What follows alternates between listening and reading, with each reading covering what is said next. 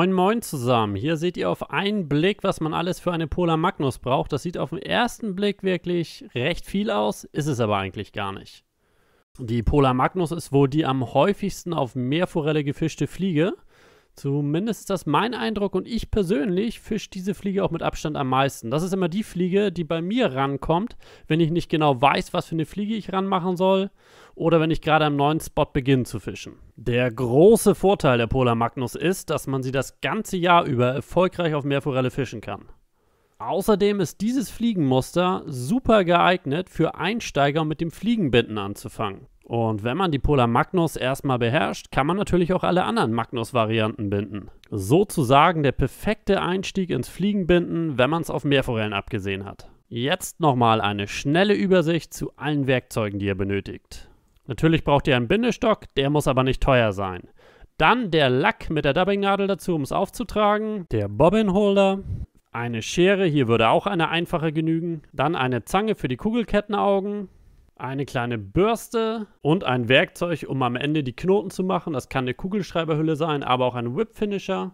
Weiter geht's mit dem benötigten Material. Natürlich brauchen wir Haken, hier in der Größe 6, Streamer-Haken. Dann ein weißer Bindefaden, Stärke 6,0. Kugelkettenaugen, wie gesagt, als Augen und als Beschwerung. Dann Grizzly Marabou Federn in der natürlichen Farbe. Dann ein Silberdraht für die Körperrippung.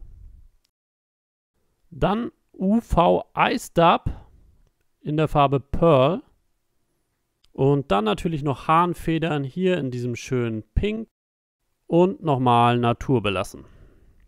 Und keine Panik, ihr müsst euch das nicht alles merken. Ich setze euch nochmal das komplette benötigte Material und Werkzeug unten in die Beschreibung des Videos. Der Haken ist schon eingespannt. Es handelt sich um einen Kamasan B800.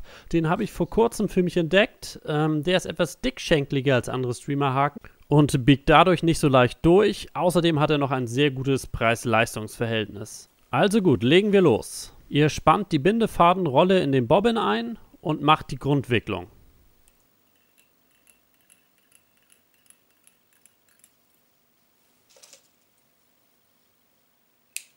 Dann zwackt ihr euch ein paar Kugelkettenaugen mit der Zange ab. Und bindet diese ein. Achtet dabei darauf, dass die ersten Umwicklungen wirklich fest gemacht werden, damit das Ganze auch gut hält. Und dann wickelt ihr einfach über Kreuz und befestigt das Ganze ordentlich. Lasst zwischen Hakenöhr und den Kugelkettenaugen etwas Platz, damit ihr dort ganz am Ende den Abschlussknoten machen könnt. Jetzt wickelt ihr den Faden bis Höhe Hakenspitze. Dann schnappt ihr euch das Grizzly Marabou und sucht euch zwei schöne Federn aus.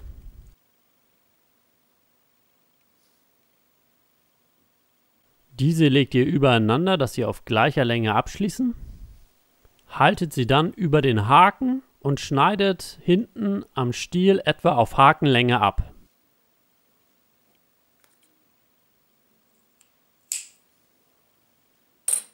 Jetzt bindet ihr die Federn auf Höhe Hakenspitze ein. Achtet dabei darauf, dass ihr das mit sehr viel Druck macht, also den Faden sehr stramm haltet, damit die Federn später nicht verrutschen können und ordentlich oben auf dem Haken sitzen. Nun nehmt ihr den Silberdraht zur Hand und bindet diesen auch einfach hinten seitlich ein.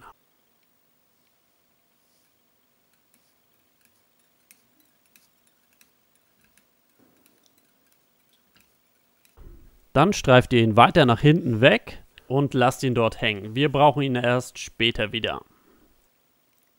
Nun kommt das Ice Dub zum Einsatz. Dieses dreht ihr einfach in den Bindefaden ein.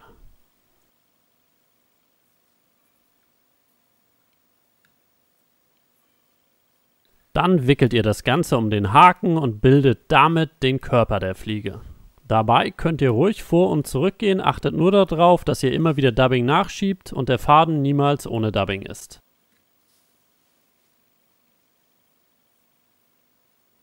Wenn ihr mit diesem Vorgang fertig seid, wollt ihr bei den Kugelkettenaugen ankommen. Nun verpasst ihr der Fliege schon mal etwas mehr Reiz, indem ihr die Bürste nehmt und das langfedrige Dubbing nach hinten über den Schwanz streift. Das Ganze sieht dann in etwa so aus. Nun schnappt ihr euch den Hahnenbalg und zupft euch eine mittellange Feder heraus. Diese bindet ihr kurz hinter den Kugelkettenaugen ein. Und hechelt sie mit 3 bis 4 leicht schrägen Umdrehungen bis etwa auf Höhe der Hakenspitze.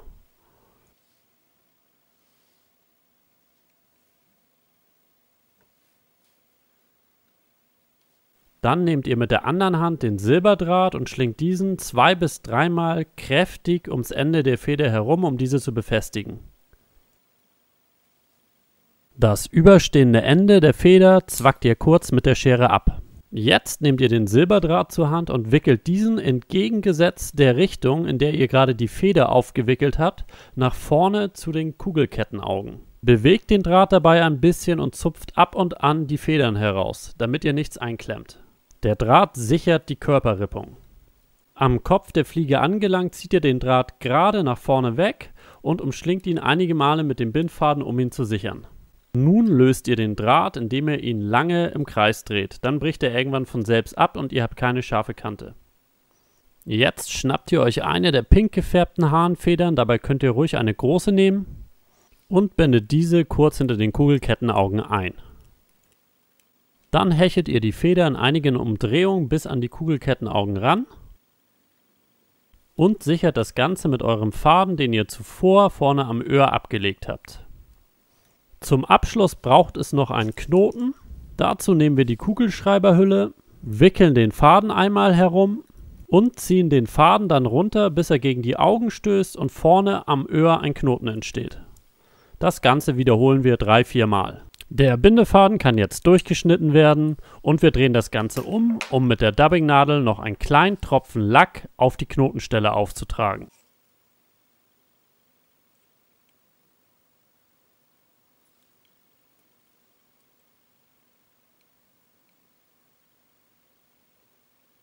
So stellen wir sicher, dass der Knoten sich auch nicht löst. Nun wird die Fliege nochmal ordentlich ausgebürstet, dass sie schön fluffig wird. Und schon ist die superfängige Pola Magnus fertig. Und nochmal alles von vorne. Kleiner Scherz am Rande. Ich möchte noch auf ein kleines Problem eingehen, das einige Angler mit der Pola Magnus in dieser Bindevariante haben. Und zwar, dass hinten der Schwanz einteilt oder die Pola Magnus nicht ganz gerade schwimmt. Sowas kann immer passieren bei diesem Muster, weil eben für den Schweif 2 komplette Federn eingebunden sind. Und die können sich durchaus mal um den Hakenschenkel legen. Ich habe dadurch zwar noch keinen geschmälerten Fangerfolg feststellen können, deswegen sehe ich darüber hinweg. Aber andere Angler macht das regelrecht verrückt. Und für die habe ich jetzt eine Lösung. Ich persönlich verwende das, wenn ich kleine Pola Magnus auf 8er oder 10er Haken binde, weil es sich da besonders anbietet. Man nimmt einfach eine besonders große Marabu-Feder, schneidet diese etwas über Hakenlänge ab und bindet diese ein, als würdet ihr einen normalen Schwanz einbinden, nur einen kleinen Tick weiter hinten. Dann führt ihr euren Faden zum Öhr der Fliege, damit ihr Platz habt. Und hechelt die Marabu-Feder ein kleines Stück nach vorn, während ihr die Fibern schräg nach hinten wegstreicht. Dabei entsteht ein Schweif aus einzelnen Fibern, die nicht einteilen. Jetzt holt ihr den Faden vom Öhr zurück und sichert das Ganze. Mit dieser Option, den Schwanz einzubinden, bekommt ihr eine Fliege, die nicht einteilt. Ich nutze dies allerdings erst ab Hakengröße 8 oder kleiner, da ich den Effekt von komplett eingebundenen Federn, die im Wasser leicht pulsieren, bei großen Streamern super interessant finde. Hier jetzt nochmal die beiden Pola Magnus im Vergleich. Die große Fliege mit den 2 kompletten Marabu Grizzly Federn als Schwänzchen. Und die kleine Pola Magnus mit dem Schwänzchen, das aus den Fibern der Marabu Grizzly Feder nur gebunden ist, aus einer, aufgehechelt. Und die hier ist auch komplett davon befreit, dass sie einteilt, da die einzelnen Fibern sich nicht um den Haken rumlegen können, wie die kompletten Federn der großen. Wenn euch das Video gefallen hat, dann abonniert doch einfach mal unseren Kanal und schaut auch mal in andere Videos rein, da kommen die Fliegen dann nämlich zum Einsatz. Bis zum nächsten Mal.